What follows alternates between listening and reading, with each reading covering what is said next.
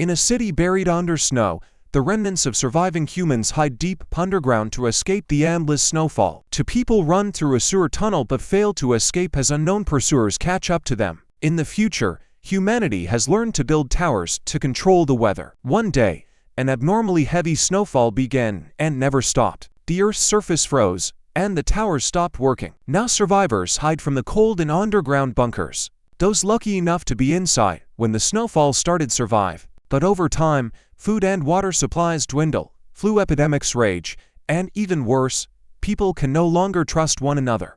Sam, a mechanic in Colony 7, works on repairing ventilation systems. On the surface, he witnesses Mason, a resident of the bunker, forcing a man named Hal out into the freezing cold because he has a cold. After being quarantined and treated with medicine, Hal's condition hasn't improved, putting the entire colony at risk of an epidemic. Hal begs to be allowed to leave voluntarily, claiming it's his right to choose. Sam stands up for the sick man, but Mason shoots Hal in the back with a rifle as he tries to escape.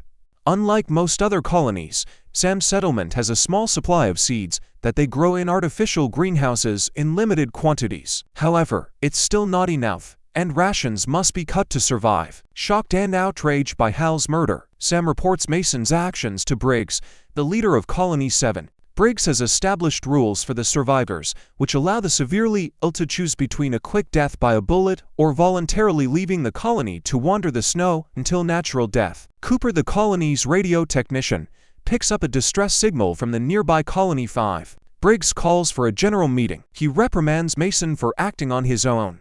But Mason, based on his experience that expelled sick individuals always return begging to be let back in, justifies his radical approach. The two fail to find common ground. Sam goes to see his girlfriend, Kai, to get animal feed, and finds her researching functional weather towers. She believes that somewhere in distant Spain, there's working equipment that could potentially change the weather. Kai is convinced it could be humanity's salvation and wants to lead an expedition there. Sam is skeptical, but agrees to follow her out of love. The entire colony gathers for the meeting. Dexter, the head mechanic, fears for his wife Elena, who is showing the first symptoms of a cold. He begs her to keep it a secret. On his way to address the crowd, Briggs is pickpocketed by young Bo, Rowan, the local thief. However, Briggs notices and asks the Bo to return his lighter. Briggs announces the distress signal from Colony 5 and calls for two volunteers to join him on a reconnaissance mission. Mason opposes the idea, arguing that the people of Colony 7 are in dire straits themselves and should focus on their own survival. He has a group of followers who support him. Briggs asks Dexter to join him on the mission since they might need a mechanic. However, Sam volunteers instead. They are also joined by a young man named Graydon, whose parents initially object, but are convinced by his determination. Before leaving, Briggs appoints Kai as acting leader, much to Mason's dissatisfaction. At the end of the meeting, the doctor's wife begins coughing. The crowd quickly disperses, donning respirators or covering their faces with collars. Elena and Dexter are sent to quarantine, locked in an isolated chamber.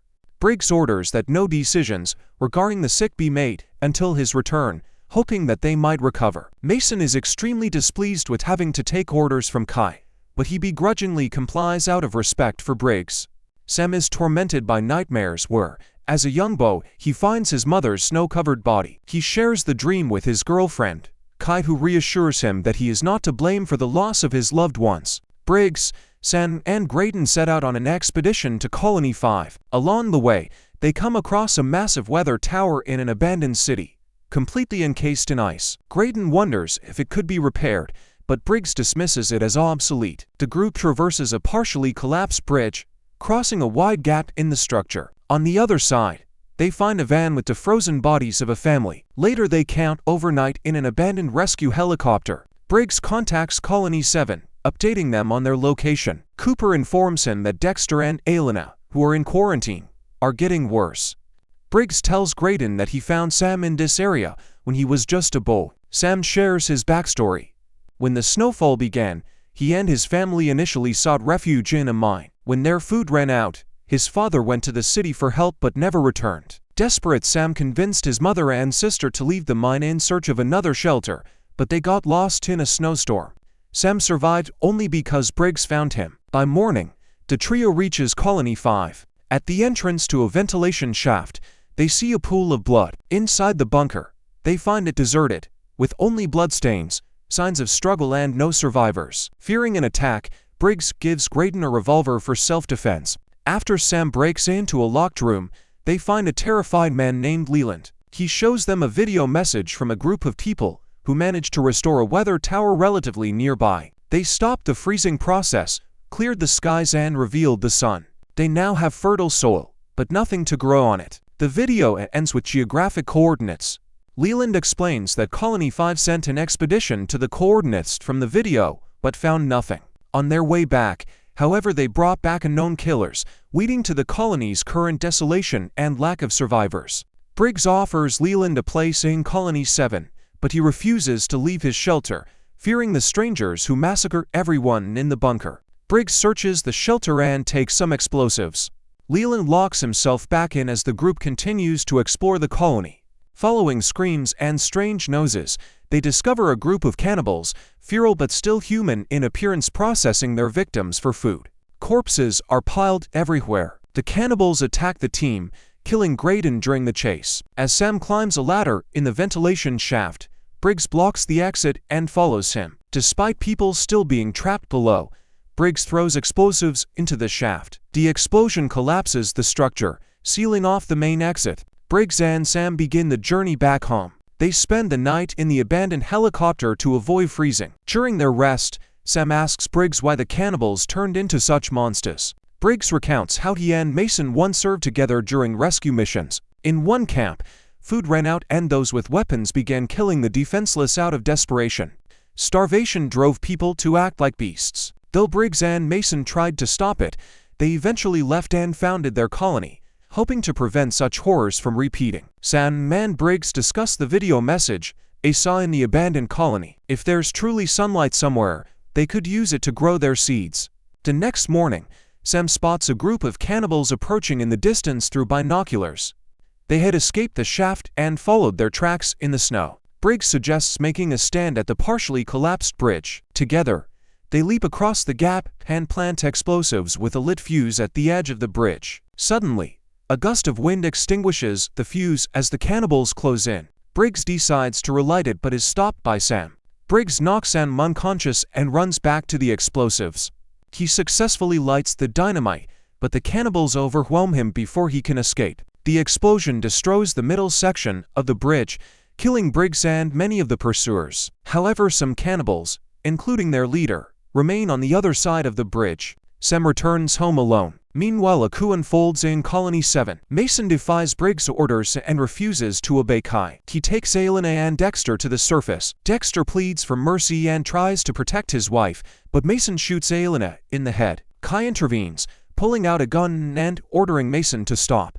At the same time, Sam approaches the settlement, calling for help, and Dexter uses the chaos to escape. Kai rushes to help the fainting Sam, but Mason knocks her unconscious. When Sam regains consciousness in the bunker, he tells Mason about the deaths of Graydon and Briggs.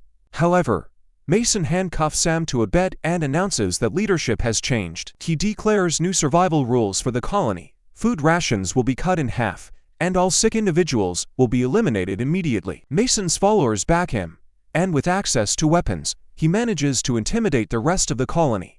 Sam warns about the group of cannibals who slaughter everyone in Colony 5 for food and cautions that they are heading toward Colony 7. He urges everyone to leave the colony immediately and head for the place mentioned in the video message. Mason ignores him, leaving Sam alone in the room, only to encounter young Rowan outside. The boy waits until the room is empty and then gives Sam the keys he stole from Mason to unlock the handcuffs. Mason, accompanied by his assistant Victor, goes to the surface. Using binoculars, they scan the area before returning to the bunker to review footage from all the surveillance cameras. Seeing no immediate danger, Mason dismisses Sam's warning as a lie. Meanwhile, Sam frees Kai and shows her satellite images of a location with clear skies and no cyclone. He packs a backpack with plant seeds and suggests scattering everyone to leave Colony 7. However, Mason and his armed followers block their way.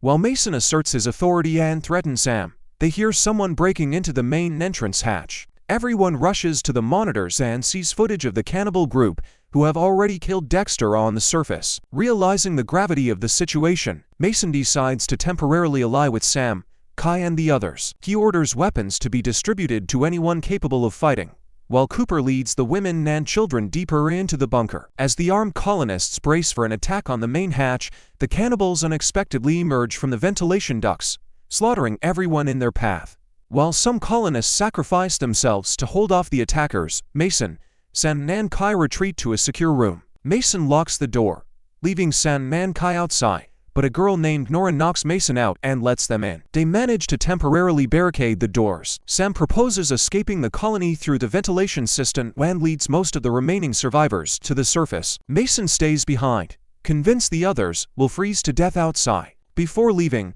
Sam gives Mason a pistol for self-defense. The cannibals break through the doors, and Mason shoots nearby fuel tank, causing an explosion. However, the cannibal leader manages to jump into the ventilation system and chases after Sam. The final confrontation takes place in the greenhouse, where Sam and the cannibal leader fall out of the ventilation shaft. A brutal fight ensues, and Sam ultimately kills the leader. He escapes the bunker, only to see his home consumed by flames. Taking the backpack filled with seeds, Sam leaves the colony behind. The film ends with Sam leading the remaining survivors through the snowy wasteland toward the thawed region where, according to the video message, a weather tower has been repaired. If you enjoyed this video, don't forget to subscribe to the channel and leave a like.